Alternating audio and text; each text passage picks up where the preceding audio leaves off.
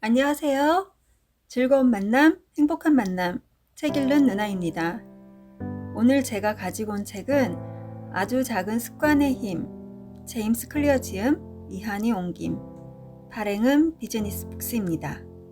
부제로는 최고의 변화는 어떻게 만들어지는가 라고 되어 있습니다. 제가 2시간에 걸쳐서 이 책에 대한 소개를 할 건데요. 오늘은 저자에 대한 소개랑 그리고 저자인 제임스 클리어가 일상의 작은 성공에서부터 비즈니스 영역에까지 하루 2분 남짓한 작은 습관으로 어떻게 큰 성과를 만드는지에 대한 여러 사례들을 얘기를 하고 있는데 그 사례 몇 가지를 소개해 드리겠습니다. 먼저 지연이 소개. 제임스 클리어, 미국 최고의 자기계발 전문가, 블로그 월 방문자 수 100만 명, 구독자 수 50만 명의 뉴스레터를 발행하는 파워 블로거이자 뉴욕타임스 베스트셀러 작가다. 전 세계 사람들에게 습관 형성, 의사결정 등 지속적인 자기 관리에 대한 다양한 인사이트를 제공하는 그의 뉴스레터는 단 2년 만에 10만 구독자를 돌파하여 큰 화제를 모았다.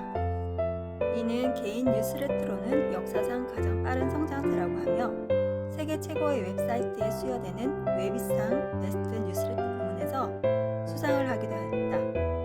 그가 발행한 뉴스레터 중 일부는 뉴욕타임스, 월스트리트 저널, 포브스, 타임, CBS 디스모닝 등 저명한 매체에 소개됐다. 어렸을 때부터 타고난 재능으로 촉망받는 야구 선수였던 그는 훈련 중 얼굴뼈가 30조각이 나는 사고를 당했다. 야구에 인생을 걸었던 그에게 이 사건은 사망 선고와도 같았다. 하지만 그는 좌절 대신 매일 1%씩의 성장을 목표로 일상의 작은 성공들을 이뤄나갔다. 6년 후 꾸준한 노력 끝에 그는 대학 최고 남자 선수로 선정되었고 ESPN 전미 대학 대표 선수로도 선출되었다. 이 경험을 바탕으로 그는 자신을 인생의 나락에서 구해준 아주 작은 습관의 힘을 전 세계에 알리는 최고의 자기계발 전문가가 되었다.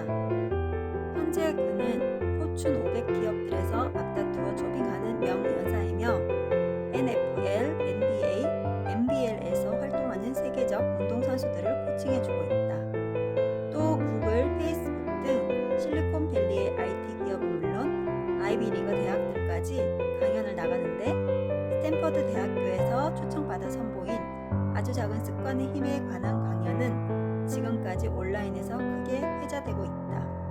그뿐만 아니라 온라인 학습 사이트 습관 아카데미를 설립해 누구나 달라질 수 있는 기회를 제공하였으며 지금도 미국 전역에서부터 유럽, 아시아까지 전 세계를 여행하며 좋은 습관이 주는 인생의 놀라운 변화에 대해 사람들에게 알리는 중이다. 네, 저자 소개를 마쳤고요. 이제 본격적으로 책 속으로 들어가 보겠습니다. 습관이 시간과 장소를 만났을 때. 프랑스 철학자 드니 디느로는 생애 대부분을 가난 속에서 살았는데 1765년 어느 날 갑자기 상황이 반전되었다. 그는 딸의 결혼을 목전에 두고 있었지만 결혼 비용을 치를 만한 여력이 없었다.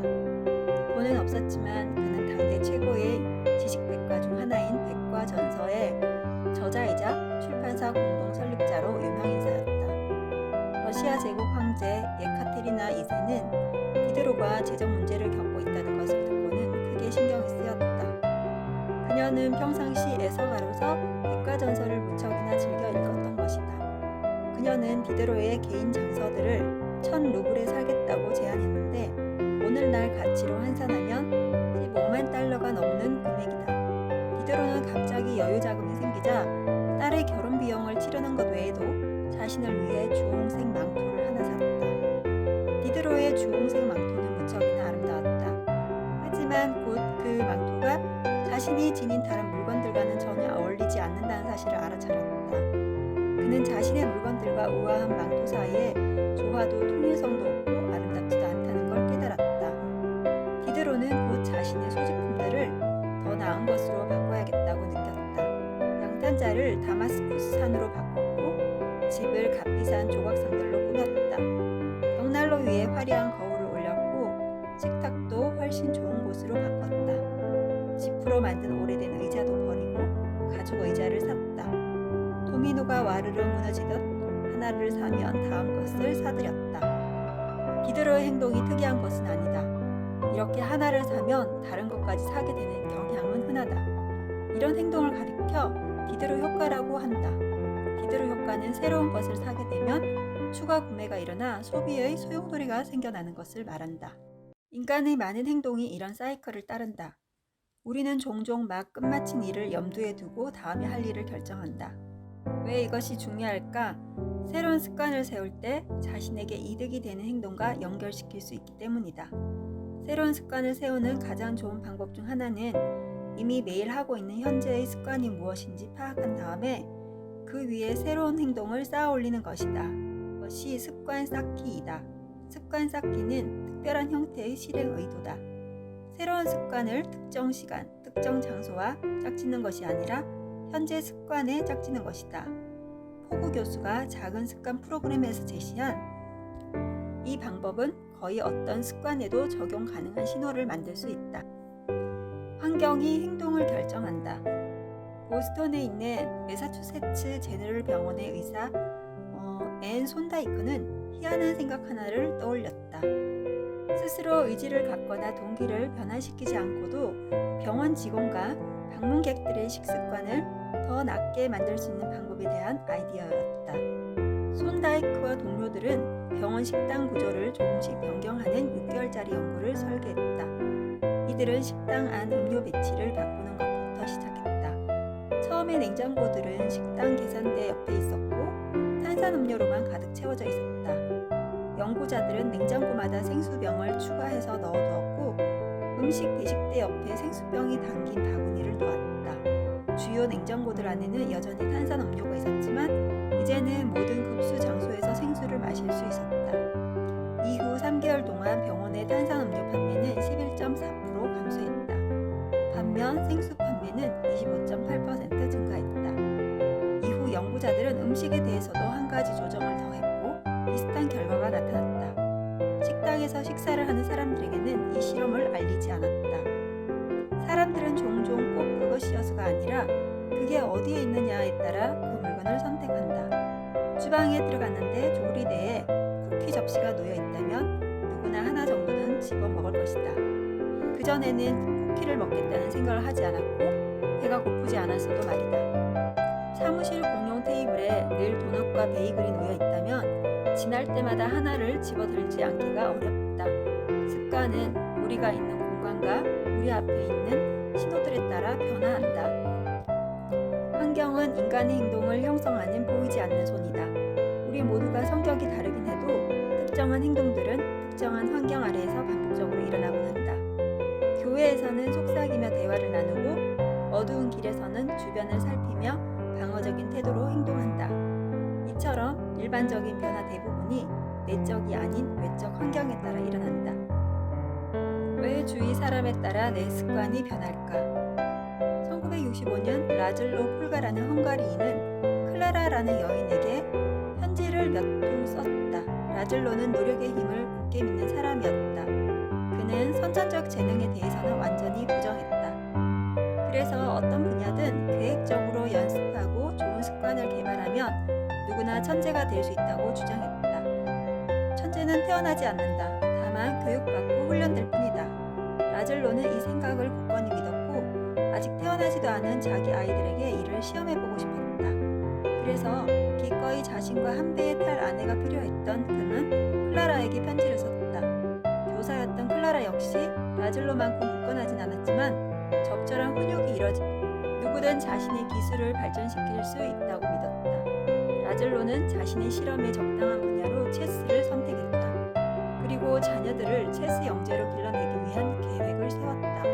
아이들은 당시 헝가리에서 홈스쿨링을 하고 집은 체스 관련 서적들과 유명한 체스 기사들 사진으로 도배할 계획이었다. 아이들은 서로를 상대로 계속 체스를 두고 그들이 알고 있는 모든 시합에 참가해 그 시합 결과를 모두 세심하게 파일로 정리할 것이다.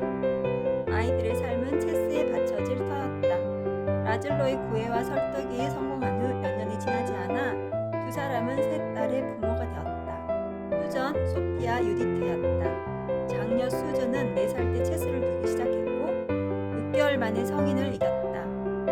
둘째 소피아는 작년보다 나았는데 14살이 되었을 때 체스 세계 챔피언이 되었고 몇 년 후 그랜드 마스터가 되었다. 막내 유디트는 셋 중에서 최고였다. 5살 무렵 아빠를 이겼고 12살에는 최연소로 세계 100대 기사에 꼽혔다. 15살 4개월 때는 역사상 최연소 그랜드 마스터가 되었다. 이전 기록 보유자인 바비 피셔보다 어렸다. 27살 때는 세계 최고의 여성 체스 기사가 되었다. 폴과 자매들의 유년 시절은 이례적이라고 말할 수 있다. 하지만 인터뷰에서 자매들은 유년 시절이 힘들지 않았고 즐거웠다고 말했다. 그들은 체스 두는 것을 좋아했다.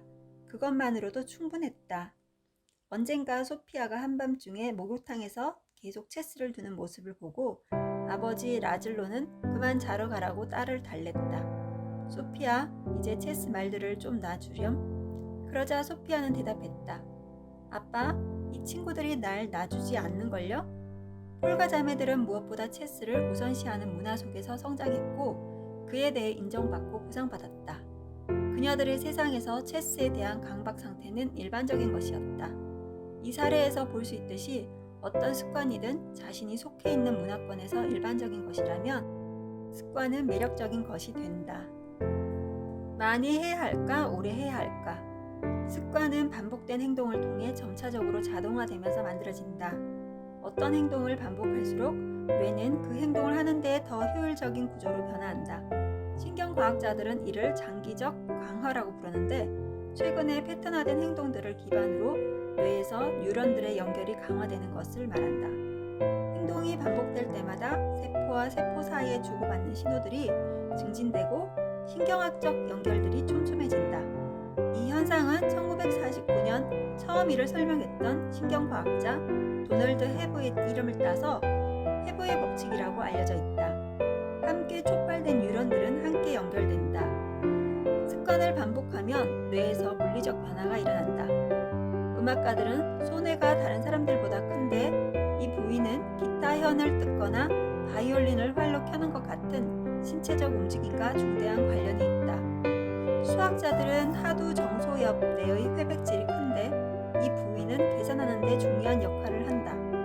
이것의 크기는 그 분야에 많은 시간을 들이는 것과 직접적인 연관이 있다. 나이가 많고 경험이 많은 수학자일수록 회백질 크기가 큰 것으로 나타났다. 런던의 택시 운전사들의 뇌를 분석한 연구에서 과학자들은 다른 사람들에 비해 이들의 해마가 상당히 크다는 것을 발견했다. 이 부위는 공간 지각 능력과 관계가 있다. 더욱 흥미로운 점은 은퇴한 뒤에는 다시 해마 크기가 감소했다는 점이다. 우리 몸의 근육이 웨이트 트레이닝에 반응하듯이 뇌의 특정 부위도 사용 여부에 따라 조정되며 사용하지 않으면 위축된다.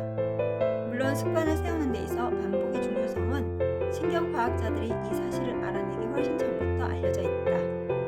1860년 영국의 철학자 조지 루이스는 이렇게 썼다. 새로운 언어를 말하는 것, 악기를 연주하는 것, 익숙하지 않은 움직임을 배울 때 가장 어려운 것은 느낌이다. 각 감각들이 전달되는 경로들이 확립되지 않았기 때문이다. 자주 반복함으로써 길을 만들면 어려움은 사라진다. 그 행동들은 다른 곳에 마음이 쏠려 있어도 자동으로 수행할 수 있게 된다. 반복은 변화의 한 형태라는 것이다. 어떤 행동을 반복하는 순간마다 우리는 그 습관과 연관된 특정한 신경학적 회로를 활성화한다. 즉, 단순한 반복이라 할지라도 새로운 습관을 체화하는 데 가장 중요한 단계라는 말이다. 노력은 최소로, 성과는 최대로. 오즈월드 노콜스는 미시시피주의 나체즈에 살고 있는 IT 개발자다. 그의 방 청소 습관은 방을 리셋한다는 전략에 따른다. 예를 들어 텔레비전을 다 보고 나면 그는 텔레비전 스탠드 뒤쪽에 리모컨을 두고 소파에 놓인 쿠션들을 정리하고 담요를 개켜둔다. 차에서 일어날 때는 쓰레기를 밖으로 가져와 버린다. 샤워를 할 때면 샤워물이 덮여지는 동안 목욕탕을 구석구석 닦는다. 방 하나하나를 리셋한다는 것은 단순히 마지막 행동 후에 청소를 한다는 것이 아니라 다음 행동을 준비하는 것이다. 그는 이렇게 말했다. 내 방에 들어갔을 때 모든 게 제자리에 있어요. 매일 모든 방을 리셋하기 때문이죠. 잡동사니들도 늘 바르게 놓여 있는 편이에요. 열심히 청소한다고 생각하지만 사실 나는 게을러요. 그저 사전 대책을 강구하는 게으름 뱅이일 뿐이죠. 그건 많은 시간을 절약하게 해줍니다. 의도한 목적을 위해 공간을 조직하는 것은 다음 행동을 더 하기 쉽도록 준비하는 것이다. 변화를 위한 최소한의 시간. 현대의 최고 안무가이자 무용가 트와일라 타프는 1992년 메가드 펠로우십을 수상했으며 메가드 지니어스 그랜드 후보로 수차례 이름을 올렸다. 타프는 그녀의 취미생 대부분의 시간 동안 세계 투어를 하며 자신이 창작한 무용을 공연했다. 그녀는 자신이 성공한 이유가 아주 간단한 습관 덕분이었다고 말한다. 나는 평생 한 가지 의식으로 하루를 시작합니다. 오전 5시 30분에 일어나 운동복을 입고 레그 워머를 착용하고 스웨트 셔츠와 모자를 걸치죠. 그리고 나서 맨하튼에 있는 집에서 걸어나와 택시를 부르고 운전기사에게 91번가의 1번 길에 있는 펌핑 아이런 체육관에 가자고 말하고 그곳에서 2시간 동안 연습을 해요. 매일 아침 스트레칭을 하고 웨이트 트레이닝을 하는 신체적인 것이 아니라 바로 저의 습관은 택시 잡기죠. 택시 운전사에게 어디로 가달라고 말하는 순간 의식이 완성됩니다. 간단한 행동이지만 매일 아침 똑같은 행동을 습관으로 만들었어요. 매일 아침 택시를 부르는 것은 사소한 행동일 수 있지만 이는 세 번째 행동 변화 법칙의 훌륭한 사례다. 연구에 의하면 하루 동안 우리의 행동의 40 내지 50%는 습관 외의 행동들로 이루어진다. 이는 상당한 비율인데 습관의 진정한 영향력은 이런 숫자가 제시하는 것보다 훨씬 더 크다. 습관은 고속도로 진입로와 같다. 습관은 무의식 중에 이미 우리를 어떤 길로 이끌고 다음 행동으로 빠르게 질주하게 한다. 어려운 뭔가를 시작하기보다는 이미 하고 있는 것을 계속하기가 훨씬 쉽다. 매일 저녁 극히 짧은 순간 대기 5시 15분쯤에 이뤄지는 행동은 이후의 저녁 시간을 결정한다. 내 아내는 퇴근하고 집으로 들어오면 운동복을 갈아입고 체육관으로 향하거나 아니면 소파에 몸을 던지고 인도 음식을 주문하고 MBC 드라마 더 오피스를 시청한다. 트와일라 타프가 택시를 부르듯이 아내의 의식은 운동복을 갈아입는 것이다. 옷을 갈아입는다면 운동을 하게 되리라는 것을 안다. 일단 첫 번째 단계를 밟으면 체육관까지 차를 몰고 가서 기구를 정하고 운동을 하는 등 뒤따르는 모든 행위들이 쉬워진다. 벤자민 프랭클린의 마지막 선물. 습관 추적은 어떤 습관적 행동을 했는지 여부를 측정하는 간단한 방법이다. 가장 기본적인 형태는 달력을 하나 놓고 매일 일상적인 일들을 했을 때 X 표시를 하는 것이다. 예를 들어 월요일, 수요일, 금요일에 명상을 했다면 각각의 날짜에 X가 표시된다. 시간이 흐르면서 달력은 습관이 쭉 이어진 흔적을 그릴 것이다. 많은 사람들이 이 습관 추적을 사용했는데 아마도 가장 유명한 사람은 벤자민 프랭클린일 것이다. 그는 20살이 되었을 때 어딜 가든 작은 노트 한 권을 가지고 다니면서 13가지 습관을 실행했는지 추적했다. 그 목록에는 시간을 낭비하지 말고 뭔가 유용한 일을 할 것, 하찮은 잡담을 피할 것 같은 목표들이 적혀 있었다. 프랭클린은 하루를 마무리하면서 노트를 펼쳐서 자신이 한 일들을 기록했다. 나중에 프랭클린은 이를 대중화하여 인류의 습관 추적이라는 큰 선물을 남겼다. 제리 사인펠트는 유머를 글로 써두는 습관을 확인하고자 습관 추적을 이용했다. 그는 코미디언이라는 다큐멘터리에서 자신의 목표는 한 가지, 매일같이 유머를 기록하는 것이라고 설명했다. 이들의 사례에서 볼 수 있듯이 흐름을 끊지 말라는 매우 강력한 주문을 확인할 수 있다. 영업 전화를 돌리는 흐름을 끊지 마라. 그래야 성공적인 비즈니스 장부를 만들어낼 수 있다. 운동 흐름을 끊지 마라. 그래야 기대한 것들보다 빠르게 몸을 만들 수 있다.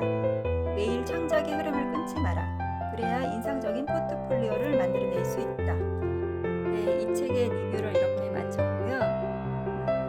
습관 하나만 바꿔도 인생이 변한다고 합니다. 이 책을 읽은 독자들도 좋지 않은 습관을 가지고 있다면 어떻게 내가 변화를 하면 좋을까 고민해보는 그런 시간이 되셨으면 좋겠습니다. 네, 영상이 마음에 드셨다면 좋아요, 구독 눌러주시고요. 소중한 지인분 세 분께 제 채널 공유해주세요. 오늘도 감사합니다. 사랑합니다.